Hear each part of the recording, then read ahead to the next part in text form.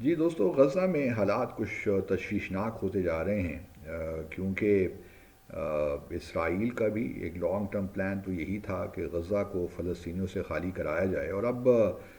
ہفتے کے روز president Trump نے بھی ایک بیان میں کہہ دیا کہ جی اردن اور مصر جو ہیں وہ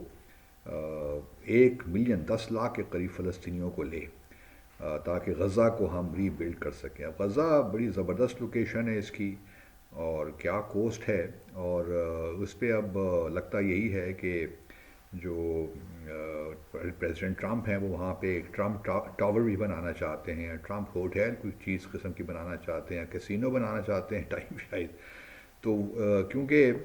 یہ بالکل اسی طرح ہی ہے، اور یہ ٹرمپ صاحب نے جو بات کی ہے ویسے نہیں کر دی، کیونکہ ان کے جو داماد ہیں جیرڈ کوشنر صاحب، وہ اگر مجھے صحیح یاد پڑتا ہے تو فیبرری پچھلے سال 2024 میں انہوں نے کہیں کسی ایک تھنک ٹینک میں ایڈریس کیا تھا، اور جب مڈل ایسٹ کی بات کی تو انہوں نے یہی کہا تھا کہ جی غزہ پٹی کو ہمیں جو ہے وہاں پہ بہت ڈیولپمنٹ ہو سکتی ہے، اس کو ہم ٹورسٹ ریزورٹ بنا سکتے ہیں، موسم بڑا زبردست۔ اگر آپ کو یاد ہو تو ٹرمپ نے بھی اپنی جو الیکشن کیمپین تھی اس میں یہی وہ کہتے رہے بار بار کہ غزہ تو بڑی زبردست جگہ ہے یہ، لیکن ڈسٹرکشن ہو گئی ہے، لیکن ہم اس کو ری بلڈ کرنا چاہتے ہیں، اور ٹورزم کے لیے بہت زبردست سی جگہ بن سکتی ہے۔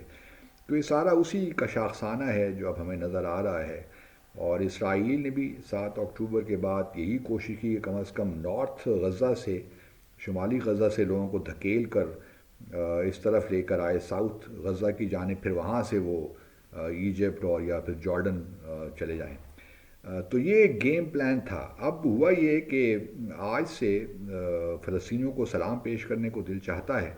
انہوں نے آج یہ فیصلہ کیا، جو لوگ فلسطینی نارتھ غزہ میں رہتے تھے انہوں نے کہا کہ جی ہم اب اپنے گھروں کو واپس جائیں گے۔ تو اب وہ ہزاروں کی تعداد میں جو ہیں فلسطینی اب غزہ کی جانب روانہ ہو چکے ہیں، تو اس سے ایک بڑی ٹینشن اسرائیل کے اندر بھی پھیل گئی ہے، کیونکہ اسرائیل تو نہیں چاہتا کہ نارتھ غزہ کی جانب دوبارہ لوگ آئیں، وہاں اپنے آپ کو بسائیں۔ تو ابھی دیکھتے ہیں کیا ہوتا ہے، کیونکہ قطاریں پڑی ہیں جو روڈ جاتا ہے غزہ کو، تو اب سوری شمالی غزہ کو، نارتھ غزہ کو، تو وہ اب دیکھنا یہی ہے کہ کس طرح یہ سیز فائر ڈیل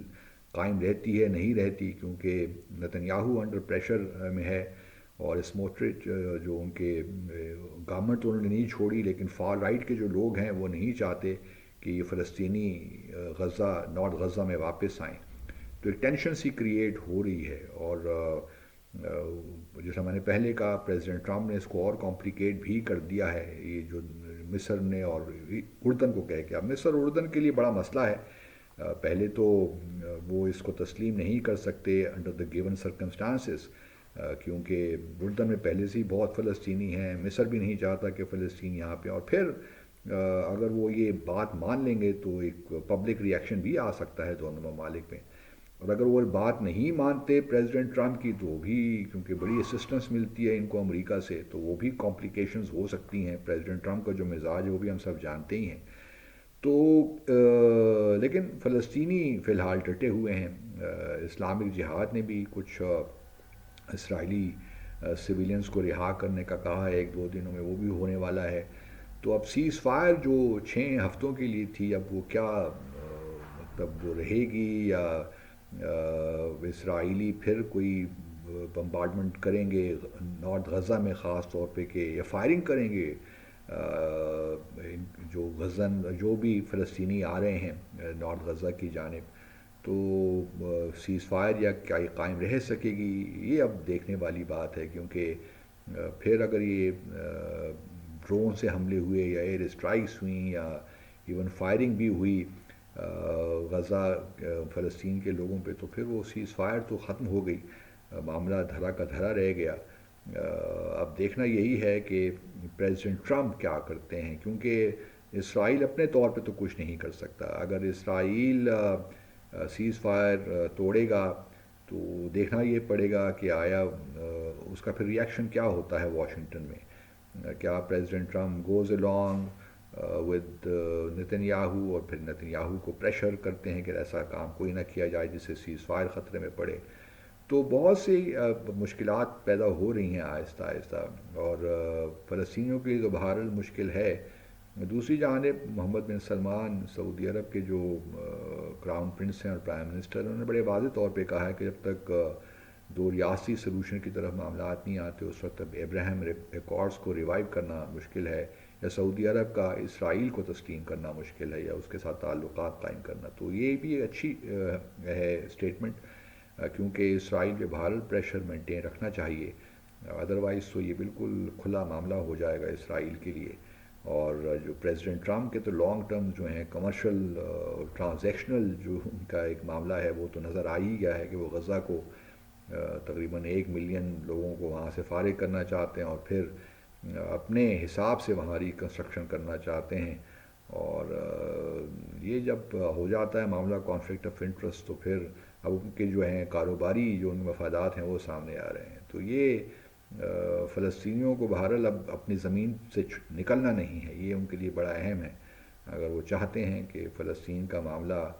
کبھی آگے آنے والے سالوں میں حل ہو، تو وہ بہرحال ان کو وہیں موجود رہنا پڑے گا۔ ادروائز تو یہ کوشش تو ویسٹرن دنیا کی یہی ہے، خاص طور پہ امریکہ کی اور اسرائیل کی، کہ اس علاقے سے تمام فلسطینیوں کو نکالا جائے، کیونکہ یا تو پھر انیکسیشن کا بھی معاملہ چل پڑا ہے اس وقت مغربی کنارے کا، وہاں بھی جو سیکٹرز ہیں تقریباً 10 لاکھ کے قریب اب ہو گئے ہیں، وہ بھی اپنا رقبہ زیادہ سے زیادہ لے رہے ہیں۔ ویسٹ بینک جنین میں بھی اسرائیل نے بمبارڈمنٹ کی ہے، ایئر اسٹرائکس کی ہیں، اور کچھ لوگوں کو شہید کیا ہے وہاں پہ۔ اب غزہ میں تو سیز فائر ہے لیکن ویسٹ بینک میں نہیں ہے۔ ویسٹ بینک میں تقریباً 900 کے قریب چیک پوسٹ اسرائیل نے بنا رکھی ہیں اس وقت، اور اگر آپ رام اللہ سے مثال کے طور پر جنین جانا چاہتے ہیں یا بیت الحم جانا چاہتے ہیں تو اس کے لیے بھی مسائل ہیں۔ چیک پوسٹ بڑا مطلب جو ہے کمیوٹ کرنا مشکل ہو گیا ہے اس فلسطینیوں کے لیے۔ تو معاملات کوئی اچھے نہیں ہیں، لیکن لیٹس ہوپ کہ اسرائیل فلسطینی جو قربانی دے رہے ہیں وہ تو دیتے ہی رہیں گے جب تک ان کو ان کا حق خود ارادیت نہیں مل جاتا، آزادی نہیں مل جاتی اسرائیل سے۔ لیکن خراج تحسین پیش کرنا چاہیے فلسطینیوں کو کہ وہ اتنے ظلم و جبر کے باوجود بھی، ریاستی دہشت گردی کے باوجود بھی ڈٹے ہوئے ہیں، اور وہ اپنا گھر چھوڑنا نہیں چاہتے اور نہ چھوڑیں گے۔ Thank you very much.